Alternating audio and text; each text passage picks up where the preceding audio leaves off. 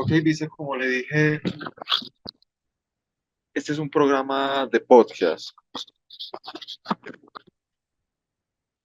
Yo aquí trato desde que usted y yo conversemos, porque no me gusta el rol de entrevistador tan serio, de esa persona que solamente pregunta y no empatiza, no llega a tener una conversación más íntima con el invitado o con un futuro amigo.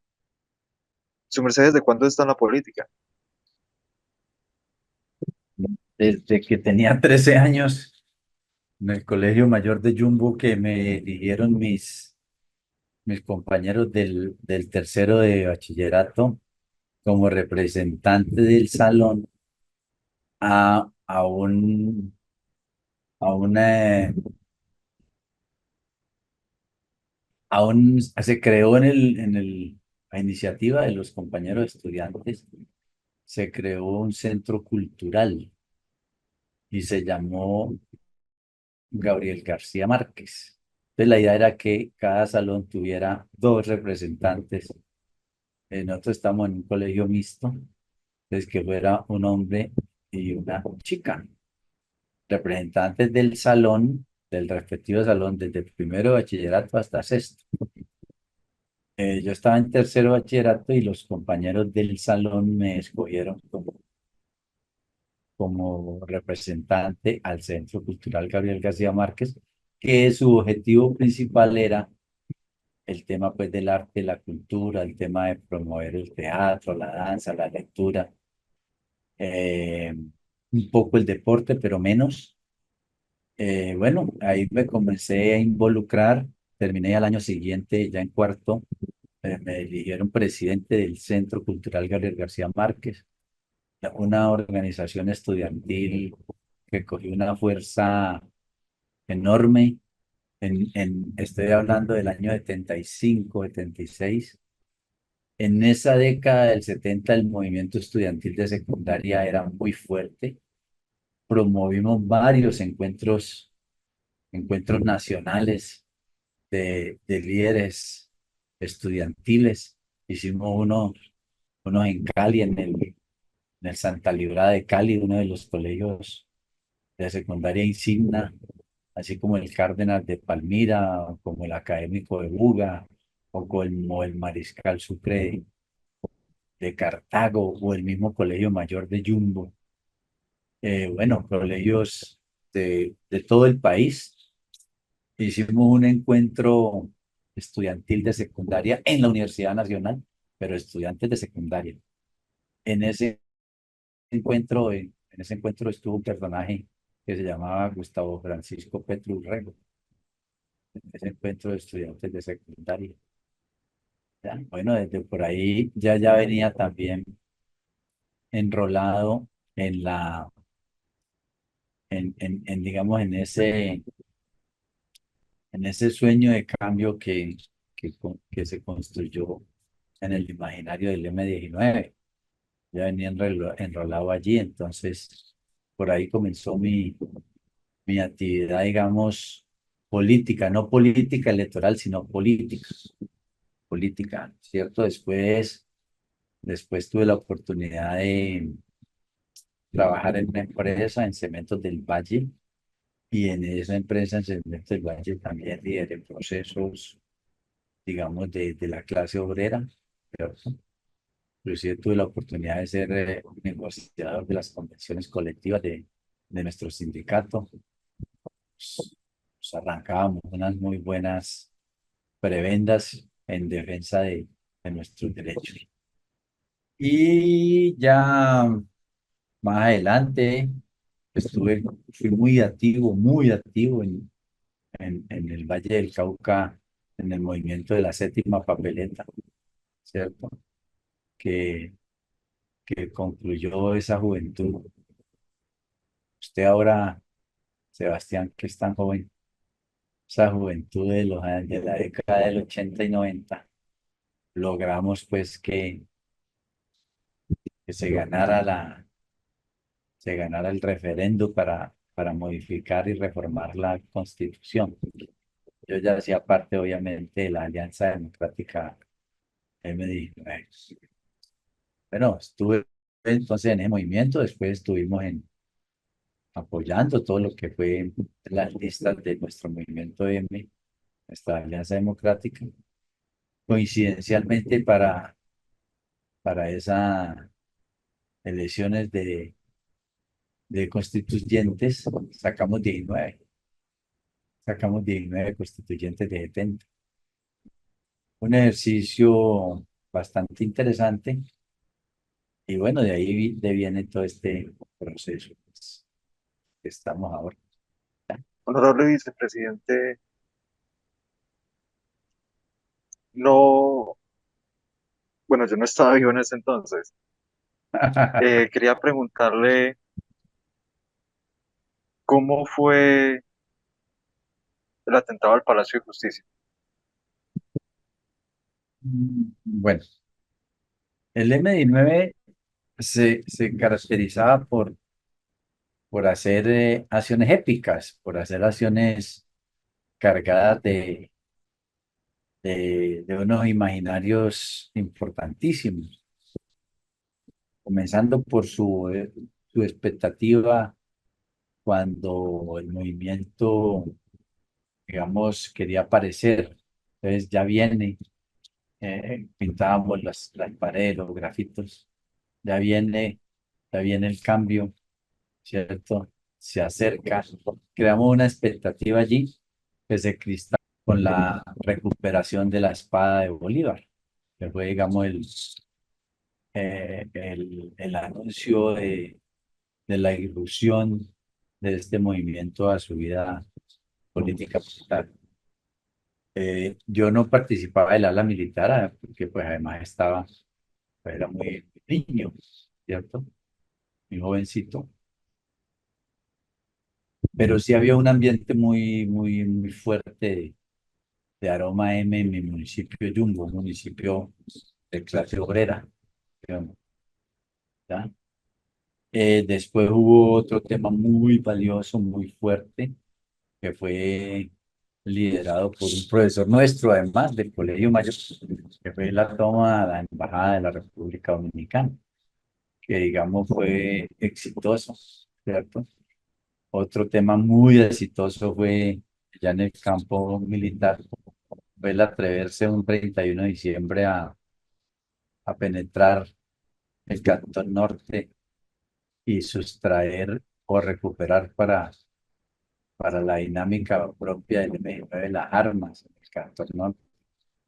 ¿Yo no? O sea, hechos que digamos, eh, no eran de fuerza, sino de astucia, de planificación. Y en ese ejercicio se planeó, yo no estuve obviamente en esa planeación, no era el comando superior, pero pues nos pasaban la información, ¿ya? Amén de que había mucha compartimentación pues, por los ejercicios y riesgos que conllevaba la actividad.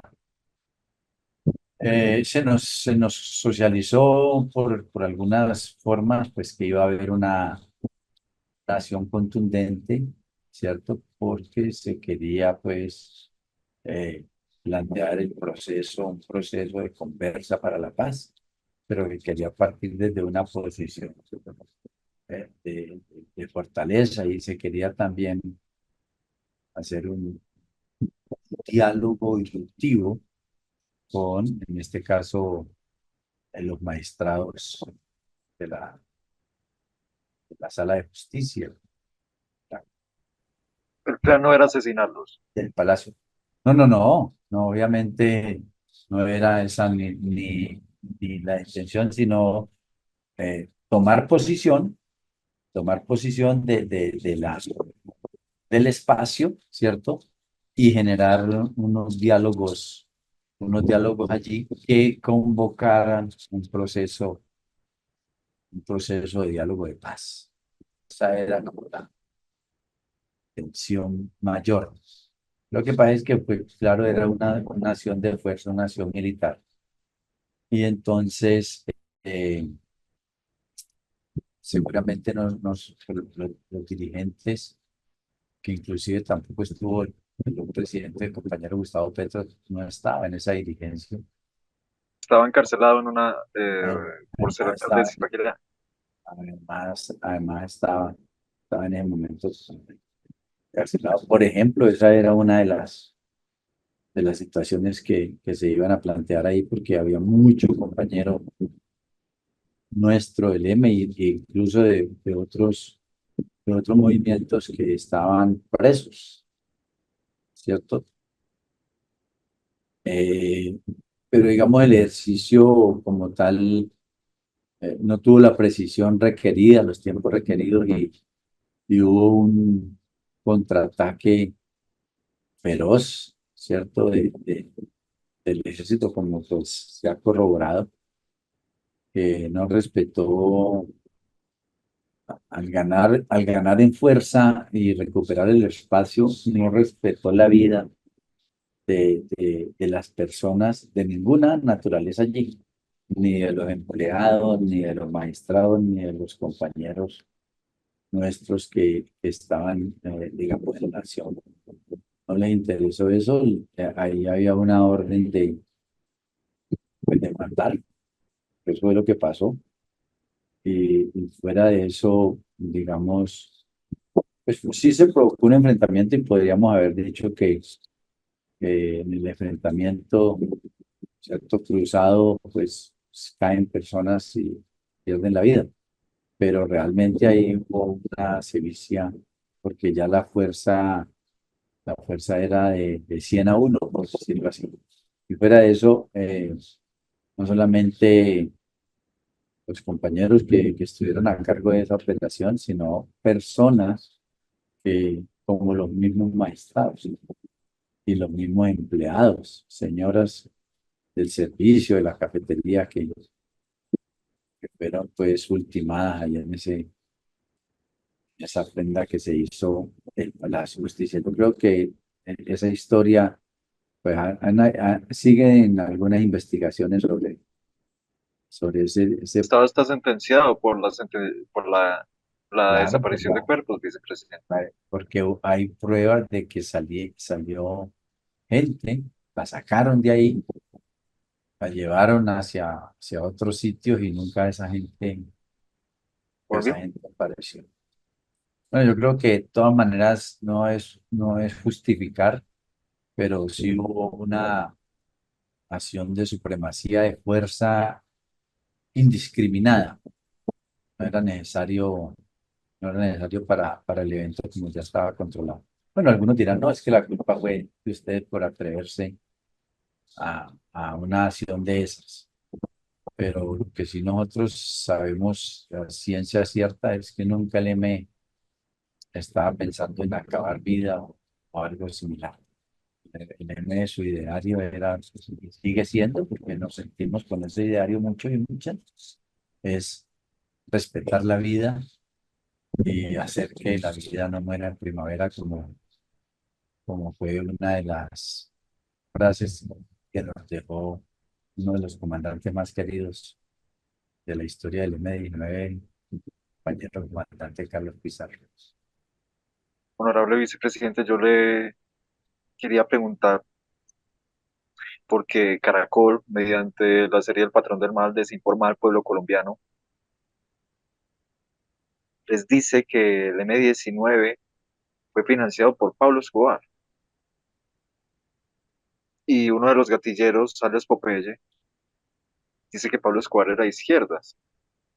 Por eso le avisaba a algunos candidatos o personajes de izquierdas que no aceptaran escoltas del DAS porque eran hombres de Carlos Castaño.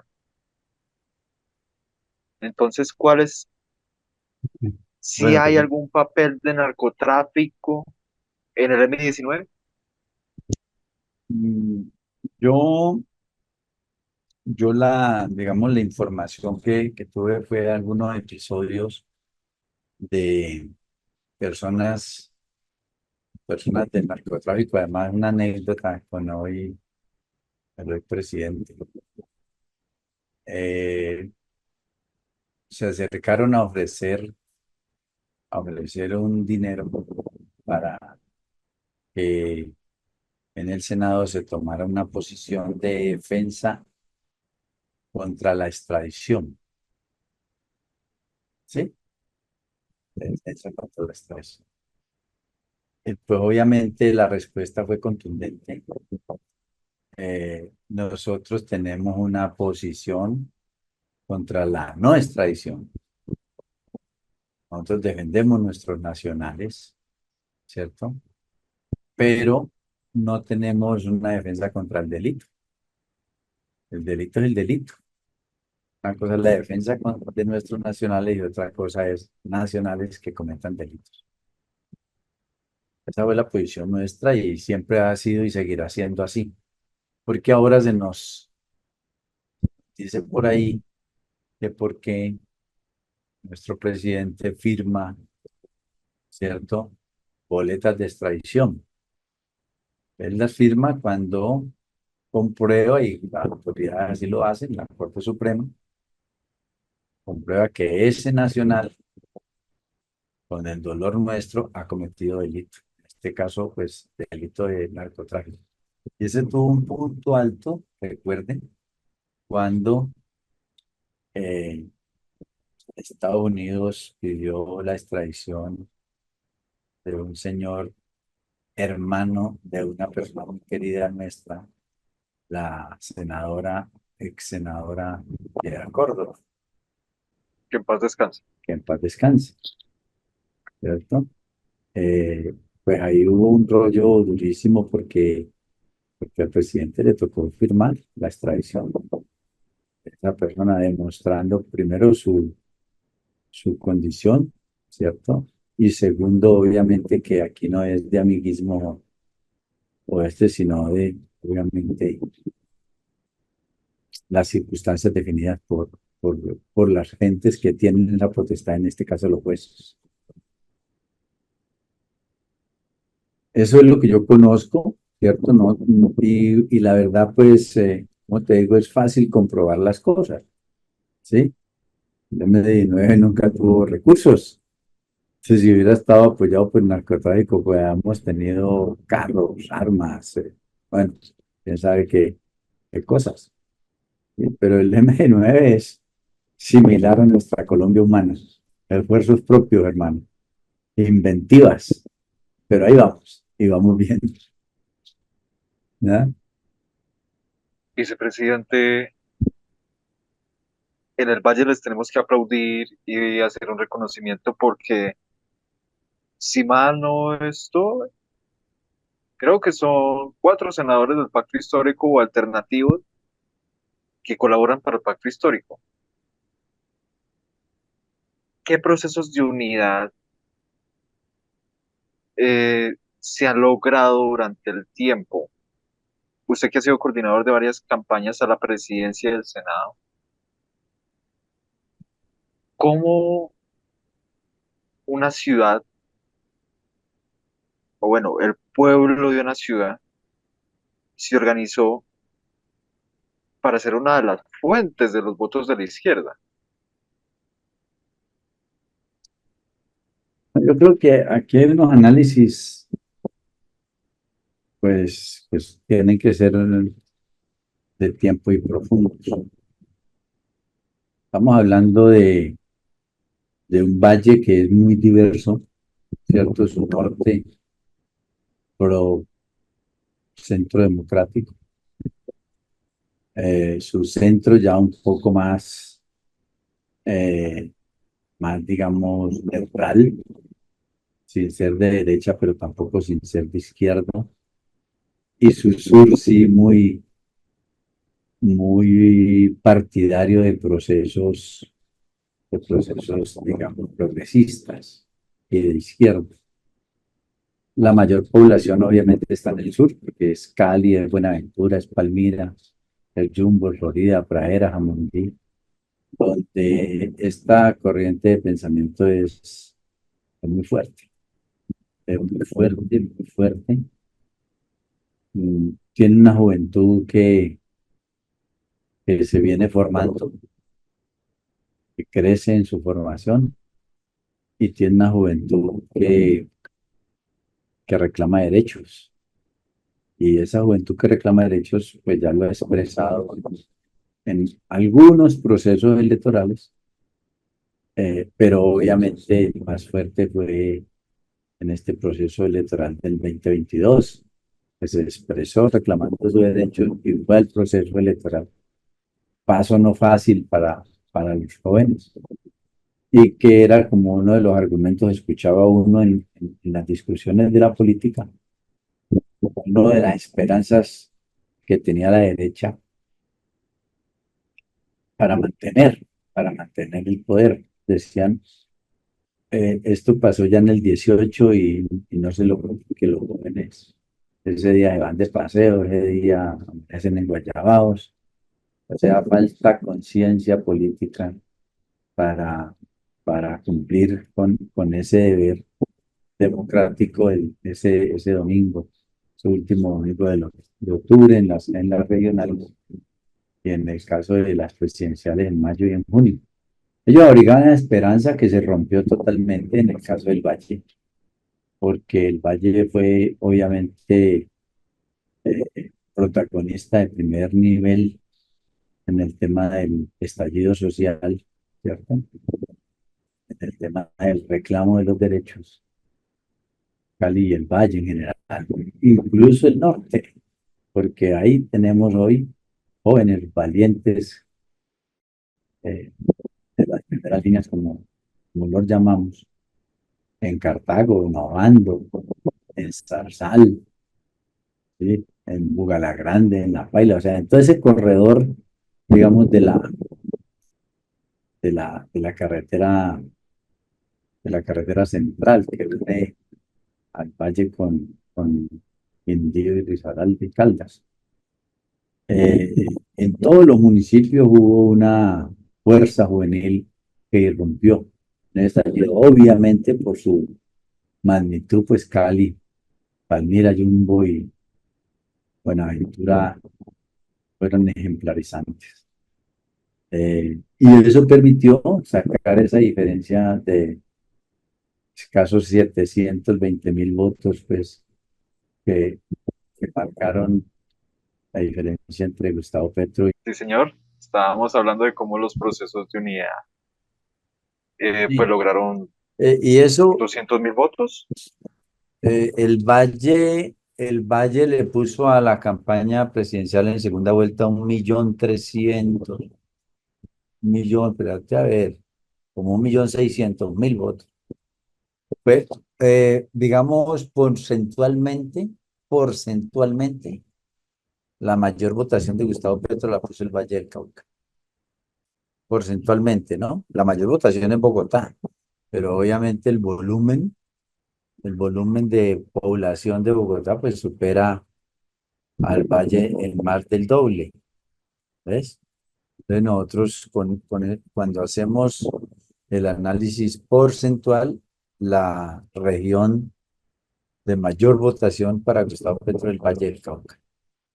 Y obviamente es la primera vez, por ejemplo, que se gana,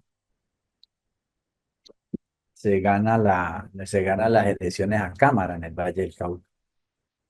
La lista del pacto histórico fue la más votada del Valle del Cauca, sacando 5 representantes a la Cámara.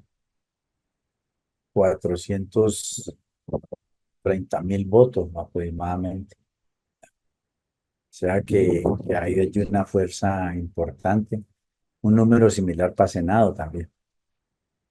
Pero para presidencia sí, obviamente, voladísimos. Mm, bueno, eso trae una serie de elementos importantes. Nosotros tenemos una ciudad muy importante para el proceso como Buenaventura, donde ha habido un movimiento que llegó a tener alcalde, un movimiento llamado el Movimiento del Paro Cívico, llegó a tener alcalde nacido en ese movimiento, digamos, con aspectos positivos y negativos, porque lo de gobernar no es fácil. Y algunos municipios hemos podido tener alcaldes, digamos, no tradicionales y otros sí progresistas. Yo tuve la oportunidad de ser alcalde en el municipio en Yumbo en dos oportunidades. Eh, También fue alcalde de Yumbo el profesor Rosenberg Pavón, licenciado Rosenberg Pavón, que es comandante pues, del M, comandante uno. Y así hemos tenido unos procesos rotativos importantes, digamos, en el municipio. Y en el Valle, bueno, tuvimos una experiencia de centro izquierda en cabeza de Angelino Garzón y no hemos podido volver a tener el Valle, pues porque también hay un movimiento en cabeza de la hoy gobernadora doctora Lilian Francisca Toro, un movimiento fuertísimo que esperamos irlo venciendo y ojalá en el próximo proceso, pues ganemos el proceso porque yo creo que va para allá en el nivel regional. Yo fui candidato a la gobernación por el pacto histórico en un proceso muy compulsivo, una experiencia administrativa de lo electoral de nuestro partido y del pacto histórico nada acertada, que conlleva este nuevo momento donde toda la gente reclamaba como regla de oro que hubiera democracia interna, que se respetara la decisión de los territorios.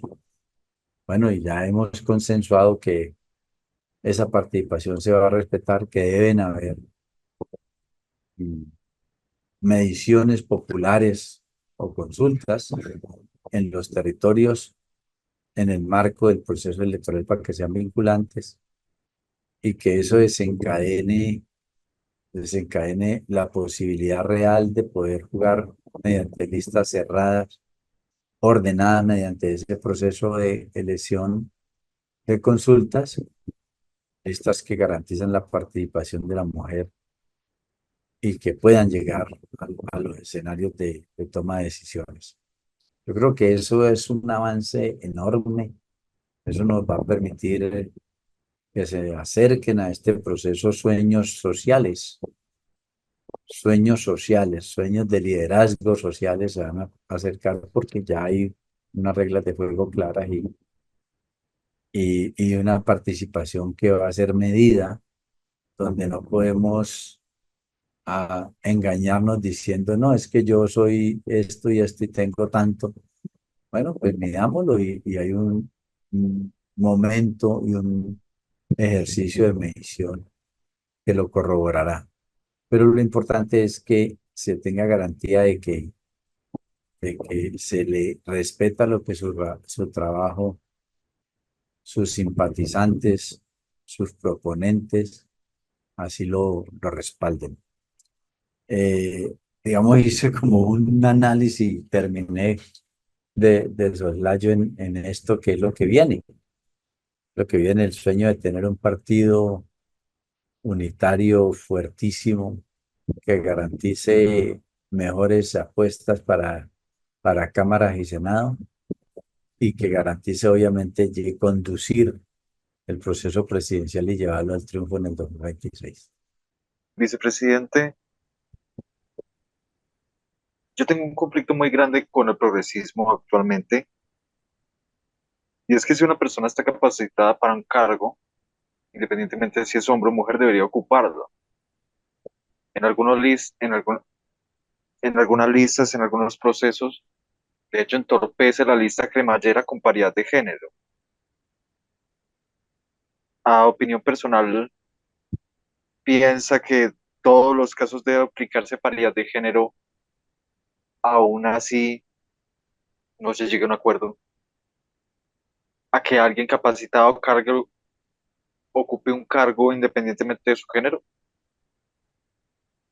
Lo que pasa es que por experiencia lo digo, por experiencia lo digo, primero, nosotros nos juntamos con mucha facilidad, con mucha fuerza, nos hermanamos, nos abrazamos en los procesos sociales, en la lucha social. En la lucha social caemos, como dice el dicho, por montones y lo hemos demostrado y lo estamos demostrando ahora. Los últimos eventos han sido extraordinarios. La segunda Asamblea de la Colombia Humana fue muy buena, muy participativa, 14 y 15 de agosto. La Asamblea Nacional Popular del 16 y 17, ni se diga, fue buenísima. Y bueno, el 1 de mayo yo creo que fue un punto importantísimo este año, clave, porque veníamos con una narrativa construida por esa derecha esquizofrénica que tenemos, una narrativa que nos decía que el gobierno en cabeza del presidente Gustavo Petro había perdido el poder popular y lo mostraban con unas mediciones eh, pues de su estilo, de sus empresas medidoras, sus encuestadoras, donde a Petro lo ponían incluso por debajo del 20% en favorabilidad.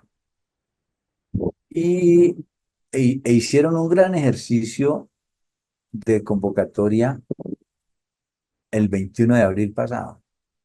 El 21 de abril pasado, en muchas ciudades importantes, Bogotá, Cali, Medellín, ni se diga Barranquilla, esa derecha salió a la calle, con la forma que sea. O sea, y me decían, no, no, no, eso les pagaron, les pusieron buses, les dieron refrigerio, comida, que pues, además, pues bueno, que atiendan bien la gente.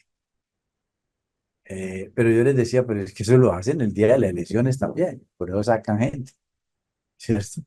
O sea, pues no podríamos pues desvalorarlo desde esa óptica, porque lo importante sí es salir a la calle ahora, pero lo importante es el día de las elecciones. Pero reaccionamos ante esa narrativa, una narrativa fuerte de medios, de todos los medios tradicionales y de sus personajes, los programas de opinión con toda contra Petro. Y el 1 de mayo salimos nosotros, las fuerzas trabajadoras, progresistas, juventudes, campesinas, indígenas, a la calle. Y eso fue contundente, tan contundente que provocó la aprobación de la reforma pensional. Porque la reforma pensional en ese momento estaba bastante trabajada, pero esa presencia de calle provocó eso. Fortaleció el gobierno, lo oxigenó. Hicieron dos intentos más fuertísimos. Eh, Crearon la narrativa de que no había, o sea, el país se había quedado sin gasolina para avión, generando un posible desastre, pues, en el tema del transporte aéreo. Eso no le funcionó porque se salió, pues, a rectificar y a desmentir. Y enseguida prepararon un paro camionero. Lo llamaron ellos, pero era un paro de las empresas camioneras, no de los camioneros. Ese paro camionero de altísimo riesgo porque se creó allí en ese momento una narrativa de que eso iba a ser indefinido y mucha gente salió a alistarse porque dijo, vamos para otro estallido social y fuera Petro. Que era el objetivo, que era el objetivo. Pero se quedaron demasiado cortos, demasiado pequeños, porque no tuvieron el respaldo popular, no tuvieron la presencia de ese sueño de ellos de tener jóvenes como los tenemos nosotros, ¿cierto? Jóvenes críticos, jóvenes beligerantes, impetuosos, soñadores además, que no los tienen ellos, porque ellos pues tienen otra clase de jóvenes y muy pocos además. Ya comparativamente en volumen con los nuestros, pues no tienen un porcentaje ni siquiera mediano. Yo creo que llegan al 20, 25 más. Bueno, entonces ahí marcamos la diferencia, ¿cierto? No pudieron ellos y enseguida nosotros reportamos con los 3 eventos seguidos, la Asamblea de la Colombia Humana, un partido, hoy en Colombia, un partido, cualquiera no puede hacer lo que hizo Colombia Humana de convocarse, de convocar sus liderazgos desde los territorios, con sus esfuerzos propios, sus voluntades, sus sueños. y con su decisión de seguir por las reformas del cambio. Enseguida, 15 días después, ¡pum! La Asamblea Nacional Popular, ya no de la Colombia Humana, sino del amplio espectro social colombiano, con una asistencia de arriba de 10.000 personas. Una vaina berraquísima. Y obviamente la marcha de las canas, como le decimos, en respaldo a la reforma pensional y al gobierno del cambio. Hechos fundamentales que fortalecen, ¿cierto? Entonces, eso nos indica, eso nos indica que vamos bien, el gobierno va bien. Eso nos indica entonces que eh, vamos a hacer un esfuerzo muy importante hacia el 2026, pero aquí hay que tener también cuidado con la historia electoral, porque nosotros no nos juntamos con facilidad en el proceso electoral.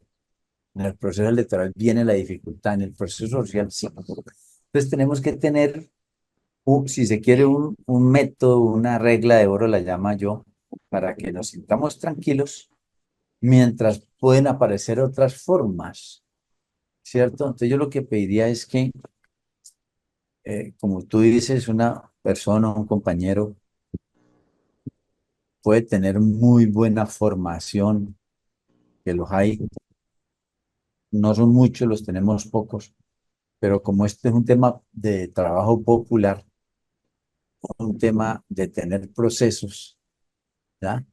Entonces, ahí es donde está el cuide de la cosa, porque aquí se gana no con nombres, no con diplomas. Nosotros no ganamos proceso electoral con un diploma ni con un nombre como tal. Lo ganamos es con unos personajes, hombres y mujeres, que tengan liderazgos, que tengan trascendencia en lo social, que tengan, y que queremos, porque no es fácil. Mira, Sebastián, hay una líder social, ¿cierto? Cuando esa líder social dice, viene el proceso electoral y me voy a meter para consejo, de ese mismo grupo le llueven las críticas. Ah, eso era lo que usted quería, por eso era que usted trabajaba. O sea, por eso te digo, no es tan fácil, es más fácil si vos logras tener un gobierno, pero compañeros, nosotros tenemos que tener presencia en el sitio donde toman las decisiones.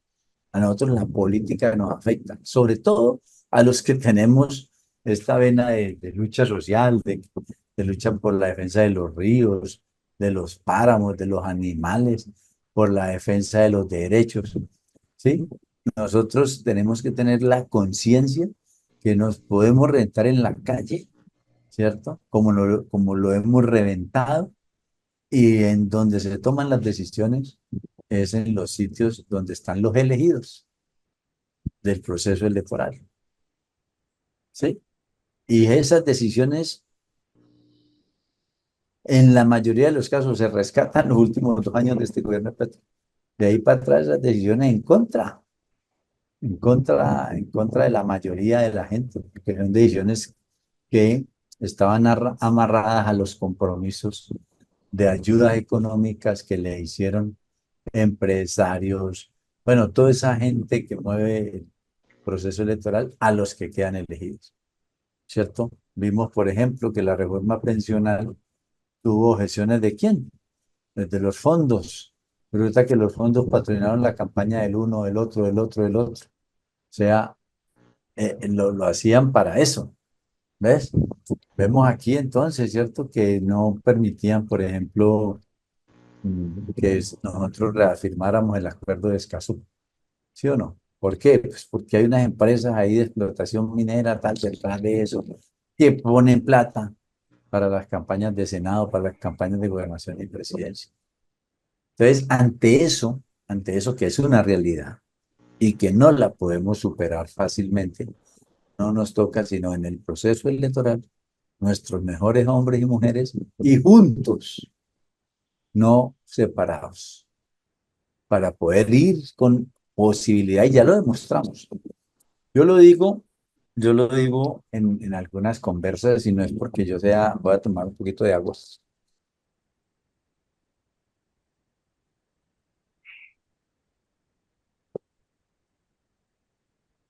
No es porque yo sea, pues, que, digamos, defienda a Petro a ultranza o que todo lo que Petro dice o hace está muy bien. No, pero sí hay que tener en cuenta los saberes.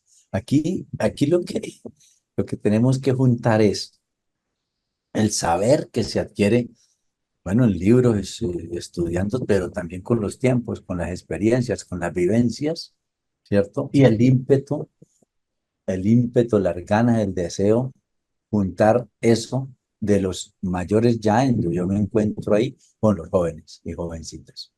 Si logramos esa amalgama allí, sin excluir el uno del otro, no, es que ya es solamente pueden ejercer esto los que ya hemos tenido experiencias.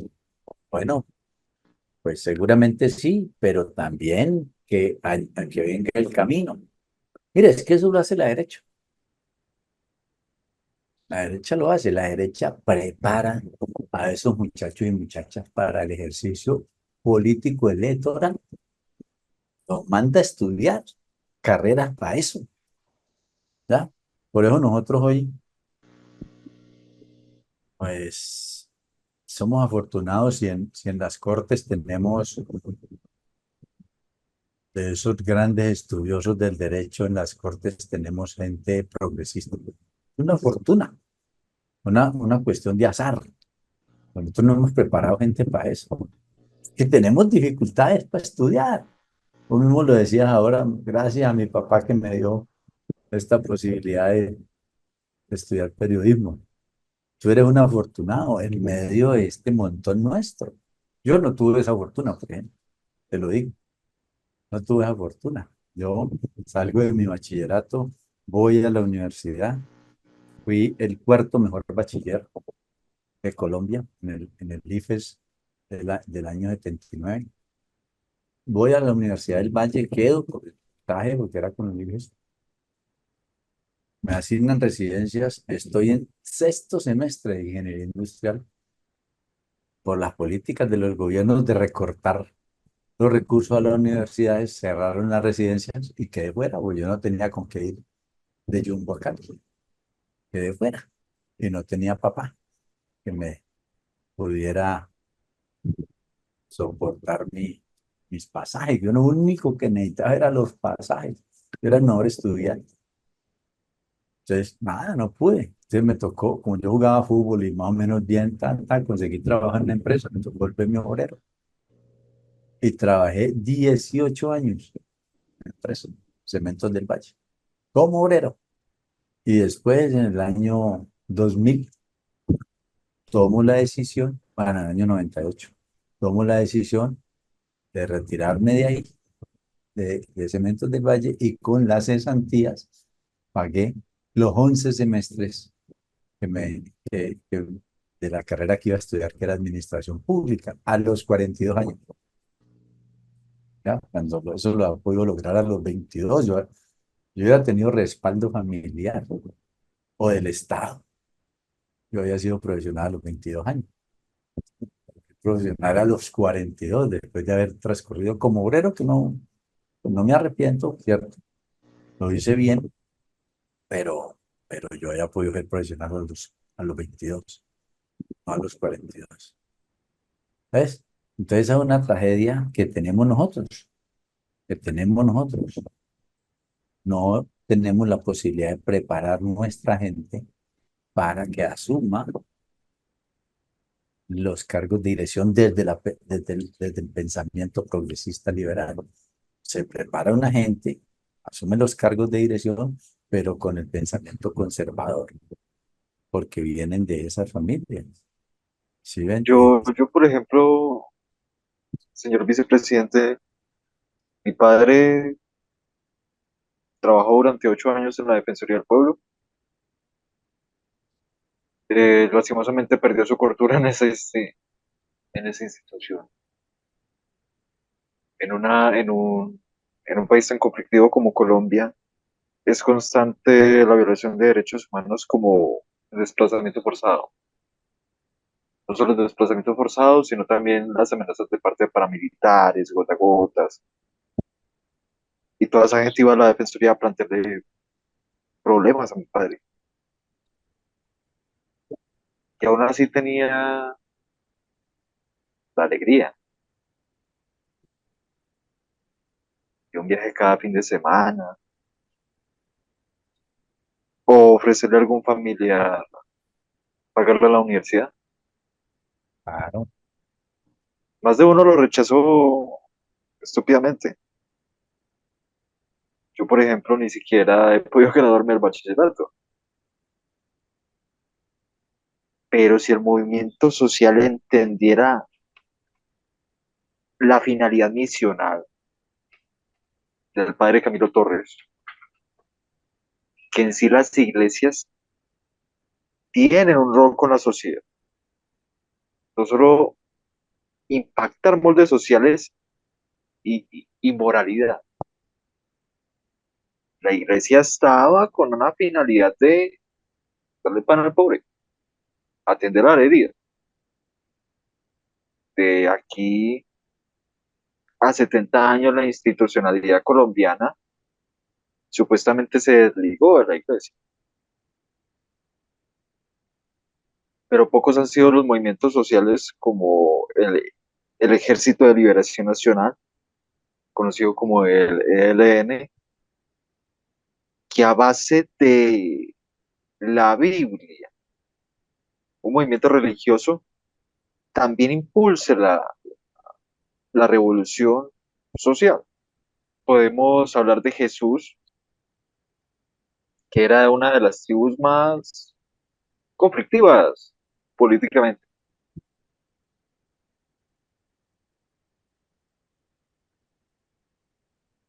Ah, dialoguemos sobre este versículo, que un compañero del pueblo simpatizante del M me hace énfasis en que es esta historia. Pero si Jesús tenía un pan, hacía de un dicho colombiano, donde comen uno, comen dos, y comen tres. ¿Cuál es la finalidad del movimiento social? Ya una vez teniendo una estabilidad de gobernabilidad,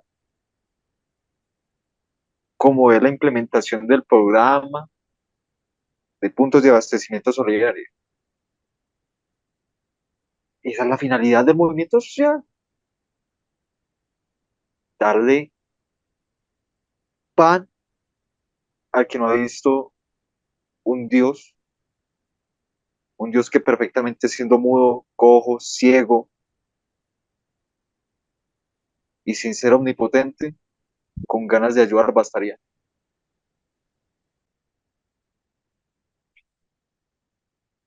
bueno, ahí sí que hay una relación bien bacana. Eh, yo soy administrador público de la SAT, me gradué a los 42 años. Y para mi tesis tuve la oportunidad pues, era un requerimiento de estudiar tres constituciones, hacer el comparativo y presentar las tesis sobre las mismas. Yo lo hice, hice los comparativos, pero anexé un análisis resultado de esas constituciones y la nuestra.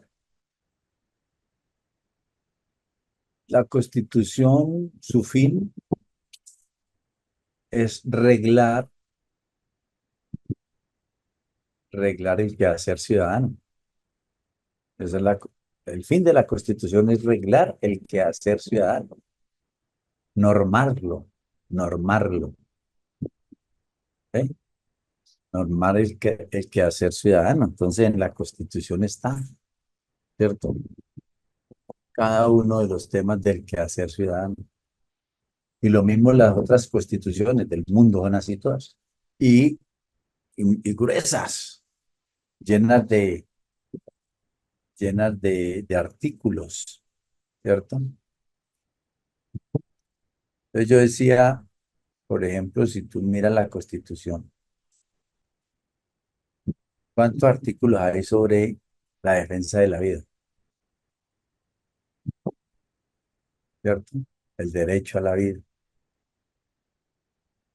la normatividad de la vida, ¿verdad? ¿Cuántos artículos hay acerca del robo en la Constitución? ¿Sí o no? Bueno, luego, mire, sí, trayendo esa tradición nuestra cristiana de creencias, ¿cierto? Y saberes y toda esa vaina, si nosotros pusiéramos en práctica esa que se escribió al inicio de la era cristiana, que no tiene sino 10 renglones, 10 mandatos, no tiene más, pero dice primero, bueno, amar a Dios sobre todas las cosas, amar a su Dios, el que usted crea que es. Pero segundo dice, ¿cuál? No matar. Ya. Si todo el mundo tuviera el compromiso de no matar, pues yo creo que eliminaríamos de la Constitución de Colombia 100 artículos. Y el otro dice no robar, no robar. ¿Cuántos artículos de van ahí? No había, no sería necesario ni la ley 80 ni las licitaciones, no, no robar, porque eso es para no para evitar que la roben, se la roban, pues. Ah, dice, no levantar falsos testimonios ni mentir. Y nosotros, y sobre todo en estas redes sociales, estamos llenos de falsos testimonios y de mentiras y de, y de inventos y de calumnias. Y uno de los más inventados y calumniados y tergiversados y manipulados fue el presidente Petro. ¿Qué tal que hubiera un compromiso de no mentir y no levantar ningún falso testimonio? Pues mira, con esos simples rayaditos ahí, tendríamos arreglado este tema de convivencia, no solamente en Colombia, en el mundo. ¿Ves? Yo hacía y logré hacer un paralelo ahí, ¿cierto? Y sigo convencido de eso, sigo convencido de eso. Por eso yo sueño y sigo convencido de que sí podemos hacerla bien, con esos saberes, con esas experiencias. Y entonces caigo ahora. Nosotros tenemos un personaje, nosotros de procesos electorales no sabemos mucho, porque además incluso no nos gustaba participar. Y a muchos compañeros del movimiento social, Sebastián, no les gusta participar del proceso electoral. Y además ese es uno de los cuentos que la misma derecha tiene. No, esos pelados, esos van, saltan, gritan, les gusta ir a voltear en las marchas, en los paros, pero esos no son disciplinados, esos no se meten a partidos, y esos no votan. Porque ese tema de votar es un tema de cultura democrática que nosotros no tenemos. Y además, este sistema se ha encargado de una narrativa en contra de la política, porque les conviene, ¿sí me entiendes? ¿Ya? A ellos les conviene que la gente en su conjunto no se interese por leer de la política, no se interese por cuestionar los personajes que participan en política, sus historias, sus acciones. No les interesa eso. No les interesa además porque eso es, yo digo que es una estrategia, ¿cierto? Es, es reforma tras reforma, de ley tras ley. Si usted le va a hacer un seguimiento a una ley, tenés que irte y casi cada 2, 3 años hay anexos, hay reformas y de todo. Entonces, a ellos les interesa eso, que eso sea aburridor para la gente. Y como eso es aburridor para la gente, pocos se interesan y entonces los dejamos a ellos allá que se coman la torta y que tomen las decisiones que sí nos afectan a todos. A ellos les ha interesado. Yo quería preguntarle cómo es que lograron la unidad con un movimiento tan errático, tan caótico, anarquista, como es el movimiento Primeras Líneas. Bueno, yo creo que esa sí es una virtud ya de los liderazgos, el liderazgo de Petro. Porque fíjate que en el siguiente proceso no lo pudimos lograr.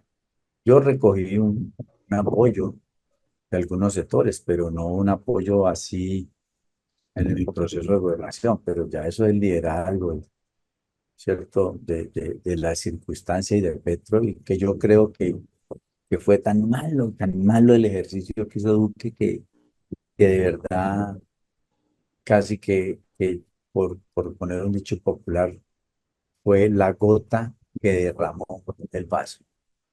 Sí, un ejercicio tan administrativamente tan errático, hizo que venciéramos en su momento ese fenómeno de abstenerse, ese fenómeno de no participar como narrativa construida por la derecha para que la gente no participe. ¿Ya? Pero ya después, bueno, ahora estamos tratando, por lo menos vamos a los espacios, conversamos, somos fraternos, no, digamos, nos rechazan. Alguna gente no puede entrar allá. Por ejemplo, a PR, así cualquiera no puede ir. ¿Ya? Bueno, ahí vamos, como en esa dinámica de construcción. Pero yo creo que ya vamos cerrando. Termino con lo siguiente. Nosotros tenemos este man que es el director de la Selección Colombia políticamente hablando. Él nos dice, la alineación aquí debe ser así para poder ganar porque yo sé cómo es esto, porque yo he ganado, sé qué hay que hacer para ganar. ¿Ya? Yo creo firmemente, porque yo también he ganado, yo fui alcalde, y ese proceso, mire, unir nuestra gente en el proceso electoral es lo más difícil. Creemos una regla de oro para eso, que la gente sienta que tiene garantía, sienta que no le mueve el lapicero a alguien a ponerlo por encima, ¿sí? Y eso se hace solamente si hay consultas. Si no hay consultas, vamos a estar en el escenario del 2023, que fue un escenario todo. Bienvenidos a este su programa Welcome to Colombia con un invitado especial el día de hoy, vicepresidente de la Colombia Humana. Fermey Lozano Camelo. Vicepresidente, estamos trabajando por la unidad en un ejercicio asambleario en este momento. ¿Podemos dar una definición de qué se construyó en alguna mesa? Sí, claro, muchos avances importantes, por ejemplo, la decisión indeclinable de estos colectivos de cumplir el acuerdo de paz y más, porque tenemos una paz con justicia social, económica y ambiental. Yo creo que ese fue un gran resultado de la mesa donde se trabajó el tema de los acuerdos. Un gran resultado también en la mesa donde se trabaja la madre tierra, la defensa y el derecho por lo ambiental. Eso es fundamental.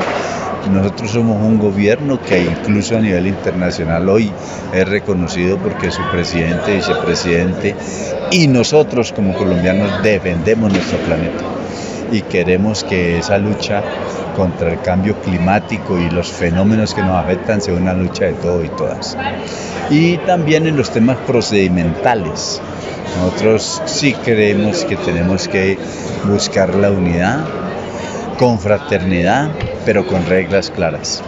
Y entre esas reglas claras está, por ejemplo, que se respete la autonomía de los territorios, que siempre busquemos la democracia en el territorio.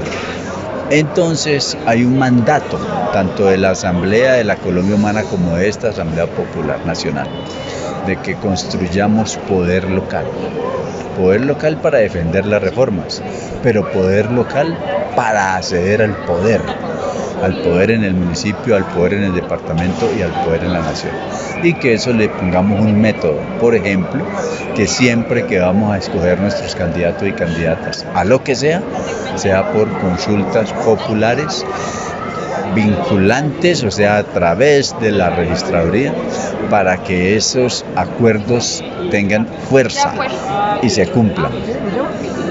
Eso es crecer en la democracia externa e invitar a los movimientos sociales a que participen del proceso sin necesidad de estar inscrito su liderazgo en algún partido, por ejemplo, con la garantía de que se respete su trabajo territorial.